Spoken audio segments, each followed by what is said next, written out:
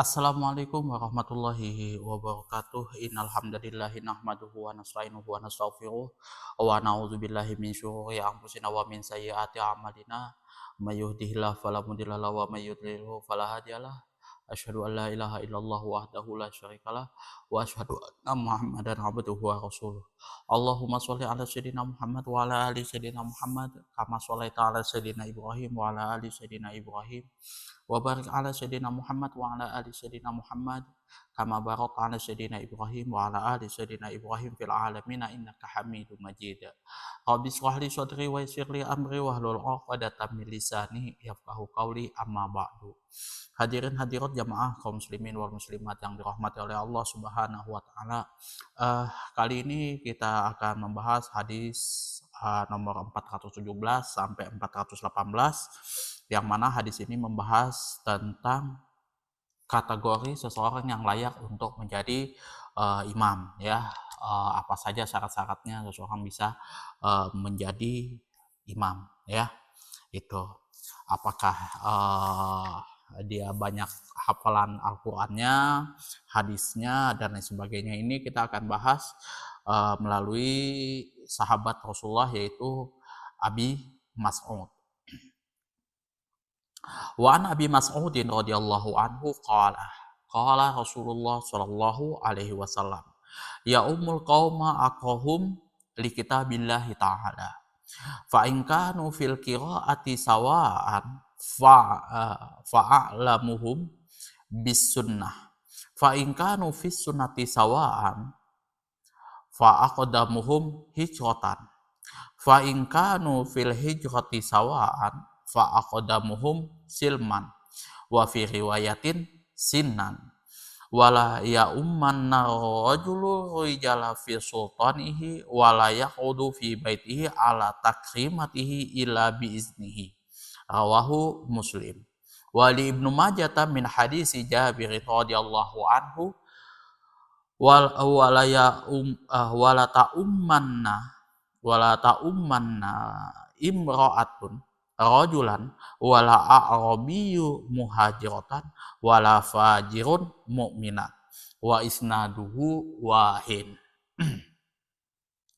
Wa Nabi Mas'udin radhiyallahu anhu qala, dari Abu Mas'ud radhiyallahu an, semoga Allah meridhoi atas beliau, qala, telah berkata, qala Rasulullah sallallahu alaihi wasallam, telah bersabda Rasulullah sallallahu alaihi wasallam, ya ummul qaumah, orang yang menjadi imam untuk seorang kaum, akra'uhum li kitabillahi ta'ala, adalah orang yang paling banyak membaca Al-Qur'an. Itu fa in kanu fil qiraati sawaan, jika ada seorang itu, ya, orang tersebut sama-sama banyak membaca Al-Qur'an, fa'alamuhum bis sunnah, maka orang yang paling paham, yang paling paling paham atau alim dalam hal dari segi sunnah. Fa in kanu fis sunnati sawaan, jika seseorang tersebut, ya, sama-sama banyak membaca Al-Quran, sama-sama faham tentang ini sunnah, faqadamuhum hijratan, maka yang lebih didahulukan adalah yang lebih dahulu hijrah. Itu. Fa in kanu fil hijrati sawaan, jika misalkan sama-sama sama-sama dalam hijrahnya, itu sama-sama lebih dahulu hijrah, gitu ya kan, di tahun yang sama, hari yang sama, kayak gitu kan, dalam hijrah, fa aqdamuhum silman, orang yang lebih dahulu masuk Islam, wa fi riwayatin sinnan, atau yang paling tua usianya, gitu ya. Jadi kan misal contoh kayak pengangkatan khalifah Abu Bakar, Umar, Utsman, Ali, itu kenapa Abu Bakar? Karena Abu Bakarlah yang paling dahulu masuk Islam. Itu. Dan paling dahulu masuk Islam, paling tua usianya, yang juga paling banyak berkontribusi kepada Rasulullah Shallallahu Alaihi Wasallam. Itulah kenapa Abu Bakar itu menjadi khalifah pertama menggantikan Rasulullah Shallallahu Alaihi Wasallam. Walaya umman rajulu rajulah. Janganlah seseorang tersebut, seorang laki-laki itu dijadikan seorang imam bagi laki-laki yang lain fi sultanihi, di dalam kekuasaannya. Wala yaqudu fi baitihi ala takrimatihi, dan janganlah seseorang tersebut menduduki rumahnya di tempat yang paling khusus gitu ya. Illa biiznihi, kecuali atas seizin orang yang punya rumah. Rawahu Muslim. Hadis ini diriwayatkan oleh Imam Muslim. Wali Ibnu Majah, dan menurut Imam Ibnu Majah min hadis Jabir radhiyallahu anhu, dari melalui sahabat Jabir, semoga Allah meridhoi atas beliau, walaya ummanna imraatun, dan janganlah seorang wanita itu dijadikan imam, menjadi imam atas seorang laki-laki, wala a'rabiyun, dan juga orang Arab Badui menjadi imam bagi kaum muhajir, bagi orang yang berhijrah, wala fajirun, dan seseorang yang bermaksiat menjadi imam bagi seorang yang mukmin.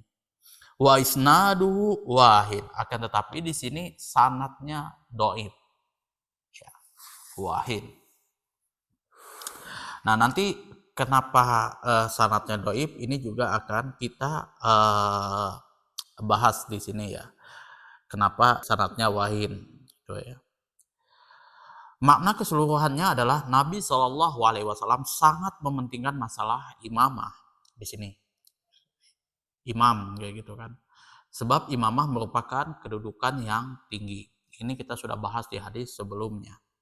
Seorang imam menjadi juru syafaat dan penjamin. Karena itulah Nabi Shallallahu Alaihi Wasallam memulainya dengan orang yang paling banyak hafalan Qur'annya.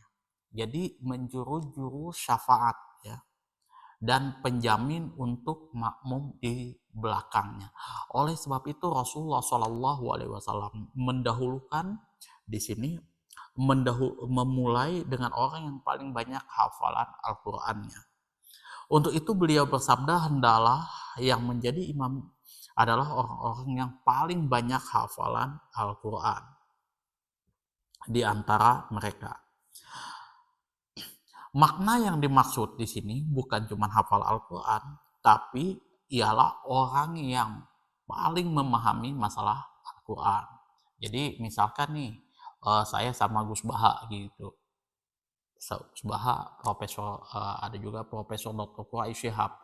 Nah nih saya nih banyak baca Al-Qur'annya, Gus Baha juga banyak bacaan Al-Qur'annya. Nah Profesor Dr. Quraish Shihab sama nih, sama-sama banyak bacaan Al-Qur'annya. Tapi yang paling dalam memahami masalah seluk-beluk Al-Qur'an adalah Profesor Dr. Quraish Shihab. Maka yang lebih didahulukan untuk menjadi imam adalah Profesor Dr. Quraish Shihab. Seperti itu gambarannya. Karena beliaulah orang yang paling banyak memahami masalah Al-Quran. Karena para sahabat bila membaca suatu ayat, mereka tidak akan berani melanjutkan ke ayat yang lain sebelum menguasai hukum-hukum dan makna-makna yang terkandung di dalam ayat tersebut.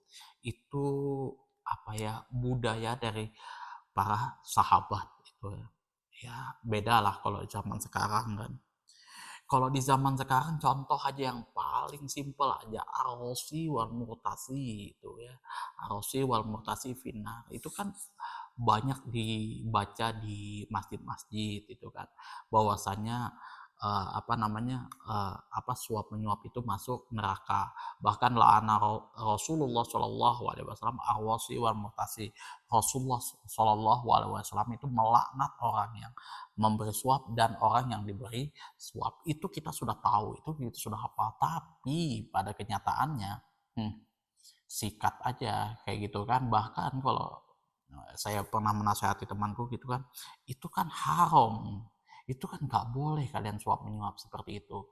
Jangan kayak sekarang katanya, itu masih tahun 2000-an gitu. Tahun 2000-an gitu kan. Sekarang kayak gitu kan. Jangankan yang halal, yang haram aja kita berebut kayak gitu. Gitu.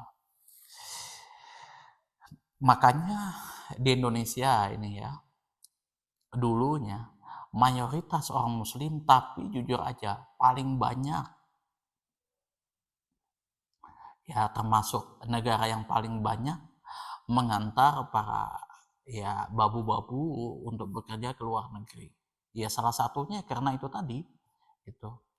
Karena mayoritas orang Islam, muslim, tapi nggak mengamalkan, paling tidak ya 60% lah itu.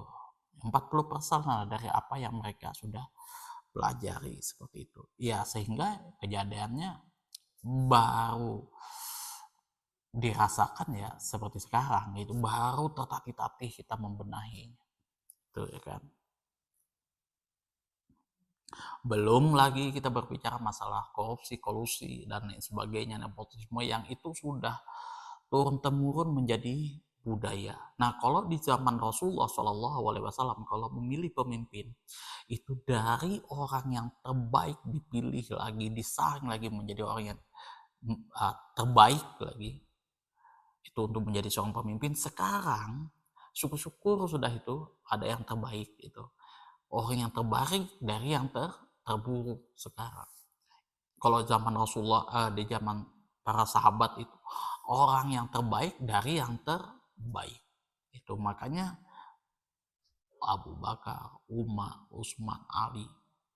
Lihat aja kemajuannya seperti itu. Kalau sekarang, insya Allah.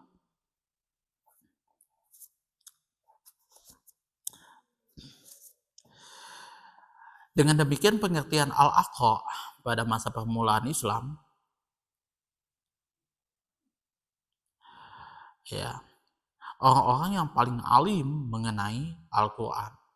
Apabila terjadi kekeliruan di sini, kekeliruan di dalam sholat, maka imam dapat menanggulanginya karena tingkat pemahamannya yang tinggi. Seandainya dia tidak memahami Al-Quran, niscaya dia tidak akan mampu menanggulangi dan memperbaikinya.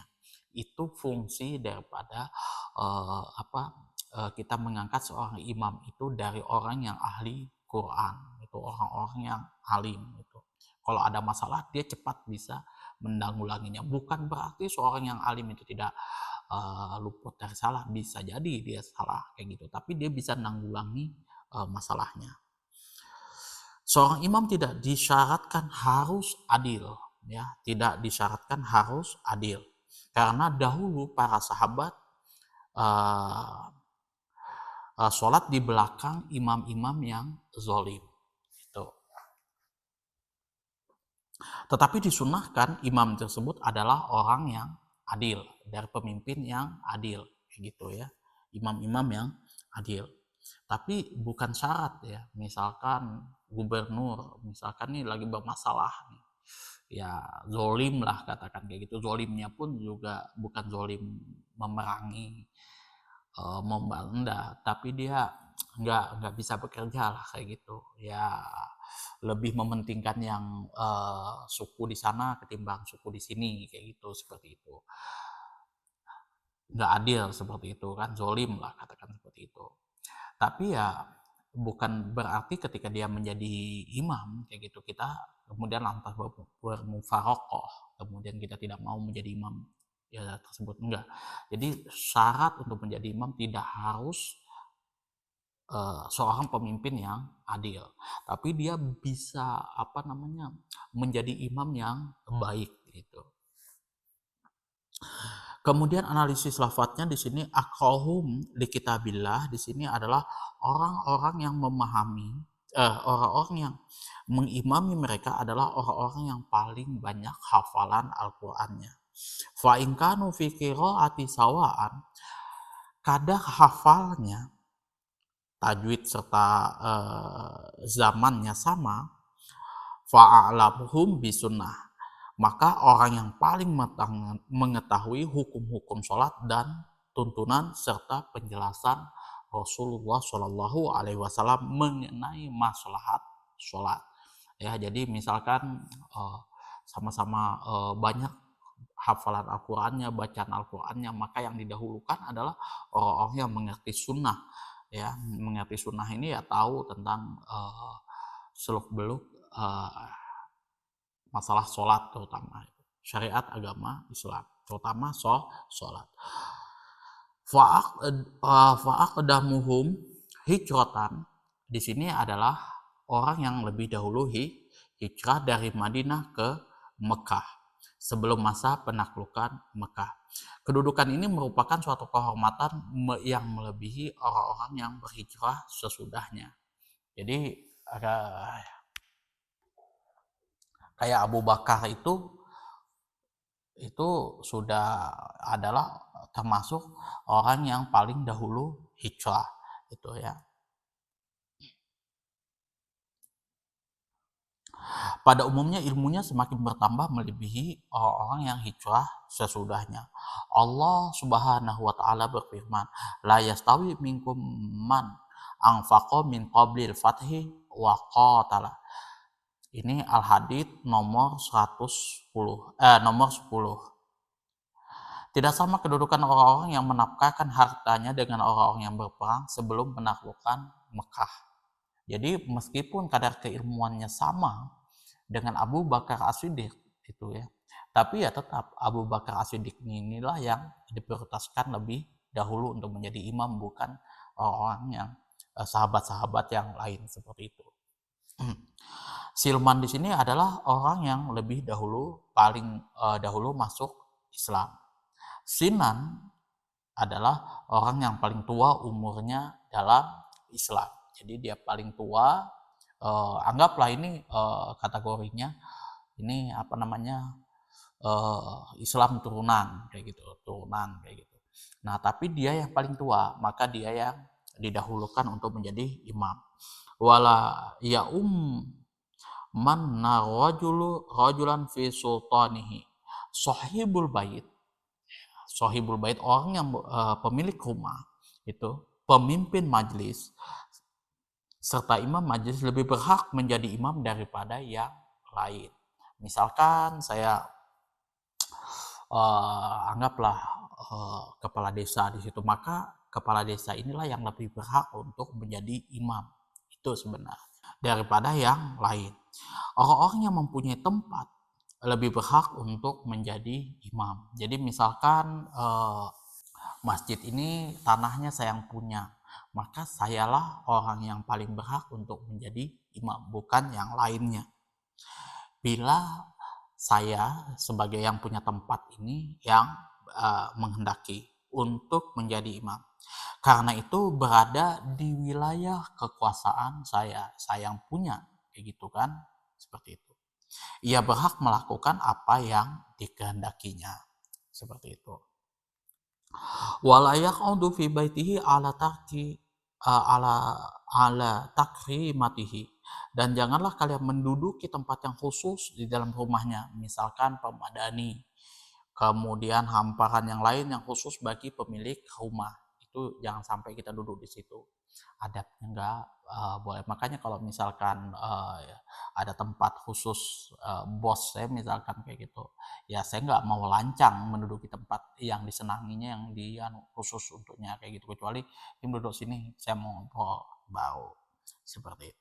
Wala ta'umanna rajulu rajulan, dan jangan sekali-kali seorang wanita menjadi imam bagi seorang pria, itu tidak boleh. Wala a'rabiyun muhajir, dan jangan pula ya, orang kampung menjadi imam bagi orang muhajir. Al-Arabi ini adalah orang yang tinggal di daerah pedalaman. Ya. Al-Muhajir adalah orang yang hijrah dari Mekah ke Madinah di sini. Lalu tinggal di daerah perkotaan. Orang muhajir, ya, orang muhajirin itu lebih utama daripada orang-orang pedalaman di kampung itu dulunya, karena kan aksesnya kaum muhajirin ini lebih banyak pemahamannya tentang ajaran agama Islam berbanding orang Arabi pedalaman Badui lah, katakan seperti itu. Mereka lebih tertata, mereka sudah mempunyai adab dan sopan santun dan banyak mendalami syariat ajaran agama Islam itu di zaman Rasulullah Shallallahu Alaihi Wasallam. Berbeda kalau di zaman sekarang, ya kan, akses semua sudah dapat, kemudian banyak yang sudah sekolah ke luar negeri, di sekolah-sekolah di Timur Tengah, jadi ya persaingan pun juga sudah nggak seperti dulu lagi kayak gitu. Terbelakangnya orang pedalaman kayak gitu. Kalau kalau di zaman Rasulullah itu orang pedalaman memang terbelakang kayak gitu. Makanya yang lebih didahulukan oleh Rasulullah Shallallahu Alaihi Wasallam adalah orang-orang muhajirin, bukan orang-orang pedalaman, ya, kampung pedalaman. Fajirun di sini adalah orang yang ahli maksiat, yang suka berbuat maksiat. Isnaduhu wahid. Maksudnya adalah sanad hadis ini doif, karena di dalamnya terdapat Abdullah ibnu Muhammad al-Adawi. Ya, Abdullah ibnu Muhammad al-Adawi ini yang dituduh sering memasukkan hadis. Yang dituduh sering memasukkan hadis. Itulah kenapa sanatnya wahid, doif, ya. Karena ya Abdullah ibnu Muhammad al-Adawi ini, banyak ulama hadis mengatakan bahwasanya dia ini sering dituduh memasukkan hadis. Nah, maksiat yang paling tinggi, tidak ada ampunannya di situ adalah orang yang memasukkan hadis. Itu sudah nggak ada ampunannya. Karena apa? Kalau misalkan orang memasukkan hadis kemudian diamalkan oleh orang banyak, ya sudah seperti itu. Makanya hati-hati betul kita di dalam membaca suatu hadis. Jangan sampai asal caplok sana caplok sini kayak gitu, kita nggak teliti dulu hadisnya kayak gimana kedudukannya, langsung baca kemudian orang lain amalkan, akhirnya ya itu, ya kan, seperti itu. Makanya itu, ya kan, kalau kita membaca hadis itu kita harus tahu betul nih asbabun nuzulnya seperti apa, makna keseluruhannya, analisis lafadznya, fikih hadisnya seperti apa. Gak bisa kita asal baca hadis langsung simpulkan kayak gitu. Kemudian fikih hadisnya adalah satu, mendirikan sholat merupakan salah satu perkara agama yang paling penting. Karena Rasulullah Shallallahu Alaihi Wasallam menjelaskan bahwa yang menjadi imam didahulukan adalah orang yang paling sempurna, kemudian baru orang di bawahnya. Seperti itu, ya, yang didahulukan.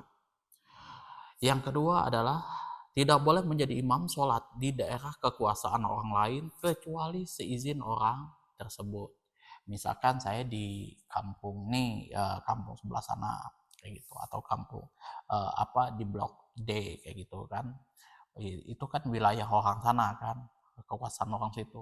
Itu yang punya tanah mereka apa segala macam. Terus saya ujuk-ujuk menjadi imam tanpa seizin daripada pemilik masjid tersebut, maka itu tidak boleh. Tidak boleh duduk di atas permadani dan hamparan yang khusus disediakan oleh pemilik rumah, kecuali atas seizin daripada pemilik rumah tersebut, ahlul baitnya. Yang keempat, wanita tidak boleh mengimami seorang lelaki. Jumhur ulama mengatakan tidak sah keimaman seorang wanita mengimami kaum pria. Itu jumhur ulama, ya. Jika mengimami sesama jenis, ya, sesama kaum wanita, ini masalahnya masih diperselisihkan, ya. Jadi kalau misalkan wanita mengimami wanita, itu ada yang mengatakan boleh, ada yang mengatakan tidak boleh. Ini ada perselisihan pandangan. Imam Syafi'i dan Imam Ahmad meriwayatkan dari Imam Malik bahwa wanita tidak boleh menjadi imam kaum wanita. Ya, jadi wanita tidak boleh menjadi imam bagi kaum wanita. Mereka mengatakan demikian berdasarkan dalil hadis yang diriwayatkan oleh Imam Daruqutni dan Imam Baihaqi bahwa melalui Ra'ithah Al-Hanafiyah yang telah menceritakan bahwa Sayyidah Aisyah pernah mengimami mereka, kaum wanita. Ia berdiri di antara mereka dalam sholat fardu sebagai imam.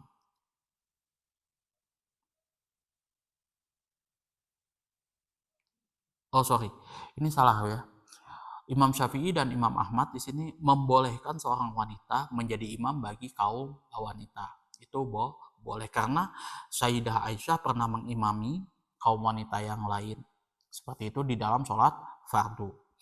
Akan tetapi di sini mazhab Maliki tidak boleh secara mutlak. Mutlak nggak boleh kalau menurut Imam Maliki. Kalau Imam Syafi'i dan Imam Ahmad bin Hambal mengatakan boleh, tapi di sini Imam Malik mengatakan tidak boleh secara mutlak. Nggak boleh sama sekali. Baik dalam sholat fardu maupun sholat sunat. Pendapat ini bersumber dari riwayat Imam Malik. Mereka mengatakan bahwa sesungguhnya sifat wanita itu telah disyariatkan sebagai makhluk yang kurang akal dan kurang agamanya. Ya, kita sudah bahas kurang akal dan kurang agamanya. Salah satunya dia kalau dia kurang agamanya tuh kalau dia haid ya dia tidak bisa mengerjakan sholat. Seperti itu, tidak bisa menjalankan syariat agama Islam, itu kurang agamanya. Makanya dia tidak boleh menjadi imam bagi wanita, tidak boleh menjadi imam bagi kaum wanita yang lainnya. Seperti ini, itu menurut pandangan Imam Malik. Oleh karena itu, seorang wanita tidak sah menduduki jabatan sebagai imam untuk kaum wanita yang lain di belakangnya. Menurut mazhab Hanafi, wanita makruh menjadi imam. Sedangkan menurut Ibnu Hammam, salah seorang dari mereka, wanita boleh tanpa makruh menjadi imam. Boleh tanpa makruh menjadi imam. Tapi kalau Imam Hanafi mengatakan makruh apabila seorang wanita menjadi imam bagi wanita yang lainnya. Yang kelima adalah orang Arab pedalaman, Badui di sini, makruh menjadi imam bagi orang muhajir, ya, kaum muhajirin. Jadi utamanya itu adalah kaum muhajirin terlebih dahulu. Itu bagi orang suku Arab Badui. Yang keenam, orang ahli maksiat tidak boleh menjadi imam bagi orang mukmin. Jumhur ulama mengatakan bahwa sah sholat bagi orang yang bermakmum di belakang orang yang fasik. Kalau jumhur ulama mengatakan tetap sah sholatnya orang yang bermakmum di belakang orang yang fasik. Tetapi hukumnya adalah makruh. Sholatnya tetap sah. Dikatakan demikian karena menurut mereka di sini adil bukan merupakan syarat bagi kedudukan menjadi seorang imam, ya. Adil ini artinya dia orang taat dalam menjalankan syariat agama Islam, tidak pernah bukan ahli maksiat, ya, seperti itu. Pendapat ini diperkuat oleh hadis yang mengatakan sholatlah kalian di belakang orang-orang yang telah mengucapkan tidak ada Tuhan selain Allah, la ilaha illallah. Selama orang tersebut masih mengucapkan la ilaha illallah, maka kita ya boleh sholat di belakang orang, di belakang seseorang yang memang ahli maksiat. Nah, kalau menurut mazhab Hambali di sini, seorang imam disyaratkan adil, ya, serta hukumnya tidak sah sholat di belakang orang yang fasik, ya. Jadi dia harus adil, bukan orang yang fasik di sini. Mereka mengatakan di sini sesungguhnya orang-orang yang fasik tidak diterima beritanya, ya. Orang yang fasik itu tidak diterima beritanya karena ada sesuatu dalam agamanya yang mirip dengan orang kafir. Bila dikhawatirkan ia dapat uh, bila dikhawatirkan ia dapat mendatangkan mudaratnya, maka seseorang uh, bila dikhawatirkan ia dapat mendatangkan mudarat, maka seseorang tersebut boleh sholat di belakangnya, tetapi ia harus mengulanginya kembali. Itu. Kecuali dalam sholat Jumat dan sholat Id, tidak perlu diulang karena sulit bermakmum di belakang orang-orang lain, di belakang orang lain selain orang fasik itu. Kalau misalkan sholat Jumat, oke lah, nggak perlu kita mengulangi sholat kita ya. Kalau misalkan kita ketahui bahwa imamnya tersebut fasik, tidak adil kayak gitu ya, zalim, katakan seperti itu. Tapi ya kalau di sini jumhur ulama mengatakan sholatnya tetap sah ya, tetap sah, tetapi makruh seperti itu. Kita nggak perlu mengulangi sholat kita, karena ya jujur aja kita sudah bahas ya, orang yang memberikan syafaat, yang menjamin sholat kita itu adalah orang-orang yang memang sudah baik gitu ya, bagus kayak gitu. Bagaimana mungkin kita sholat di hadapan orang yang tidak adil, orang fasik? Kayak simpelnya seperti itulah ya. Itu ya, jujur seperti itu ya, apa namanya, kalau kita mempelajari syariat agama Islam itu ya dari hadis ke hadis kayak gitu kan, dari bab ke bab itu kepala itu sakit ya kayak gitu kan, karena ya itu tadi, kita mendalami hadis itu ya dari satu hadis ke hadis yang lain itu sulit menemukan ulama itu sepakat dengan pandangannya. Kadang Imam Syafi'i mengambil hadis ini tapi dia tidak mau mengambil hadis yang lain, begitu juga ulama-ulama yang lain. Sulit menemukan ulama itu sepakat pada suatu masalah kayak gitu. Ada aja perselisihan pendapat mereka, terutama di bidang furu'nya, itu ya cabang-cabang hukum kayak gitu. Sepakat di usulnya, di pokok hukumnya, tapi tidak sepakat di cabang-cabang hukumnya seperti itu ya. Kalau Imam Syafi'i mengatakan boleh seorang wanita menjadi imam untuk wanita yang lain, kalau imam yang lain kayak gitu, Imam Abu Hanifah dan Imam Ahmad bin Hanbal mengatakan itu tidak boleh sama sekali, mutlak mereka tidak boleh seperti itu ya. Wallahu alam bisawab ya, mana yang benar ya saya juga tidak tahu, karena ya kalau saya lihat di kitab Al-Azkar ya, yang paling sahih menurut Al-Imam Nawawi ya berdasarkan disiplin ilmu beliau ya, bukan yang hakiki. Yang hakiki itu hanya Allah Subhanahu wa taala yang punya. Kita ya benar berdasarkan dari apa yang sudah menjadi tuntunan, apa yang sudah dirangkum oleh ulama-ulama terdahulu. Itu saja yang dapat saya sampaikan, kurang dan lebihnya saya mohon maaf yang sebesar-besarnya apabila ada pembuatan video saya di video ini atau di video-video saya sebelumnya tidak sesuai dengan ekspektasi teman-teman semuanya. Mungkin juga ada kata-kata saya yang kasar, yang lancang, yang menyakiti hati teman-teman semuanya. Di situ saya mohon maaf sekali lagi yang sebesar-besarnya. Apabila ada pertanyaan, masukan, kritikan, dan apapun itu silahkan